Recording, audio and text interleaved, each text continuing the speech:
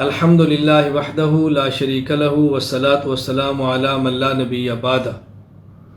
تکبیرات تشریق یعنی اللہ اکبر لا الہ الا اللہ واللہ اکبر وللہ الحمد، یہ تکبیرات تشریق ہر اس شخص پر واجب ہیں جن پر نماز فرض ہے، امام ہو، مقتدی ہو، اکیلا ہو، مرد ہو، عورت ہو، مقیم ہو، مسافر ہو، ہر شخص پر جس پر نماز فرض ہے۔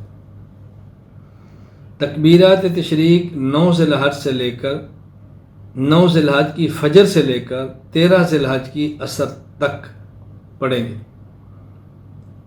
مرد حضرات ایک مرتبہ اونچی آواز سے، خواتین ایک مرتبہ آہستہ آواز سے، ایک سے زائد مرتبہ تکبیرات تشریق پڑھنا یہ خلاف سنت ہے، یہ سنت نہیں ہے۔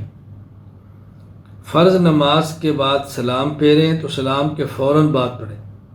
اگر سلام پھیرنے کے بعد اپنی جگہ سے اٹھ گئے، کوئی بات کر لی، کوئی کھا پی لیا، اب تکبیرات تشریق نہ پڑھیں، صرف استغفار کریں۔ تکبیرات تشریق وہ شخص پڑھے جس نے نماز پڑھنی ہے۔ اگر کسی شخص کی نماز ہی رہ گئی، 9 ذی الحج سے لے کر 13 ذی الحج کی عصر تک کسی کو نماز رہ گئی، یعنی اس دوران 9 ذی الحج کی کوئی نماز رہ گئی، 10 کی رہ گئی، 11 کی رہ گئی، 12 کی، ان دنوں میں کسی شخص کی کوئی نماز رہ گئی، تو اگر یہ 13 ذی الحج تک عصر سے پہلے نماز قضا کرے تو یہ شخص تکبیرات تشریق بھی کہہ لے۔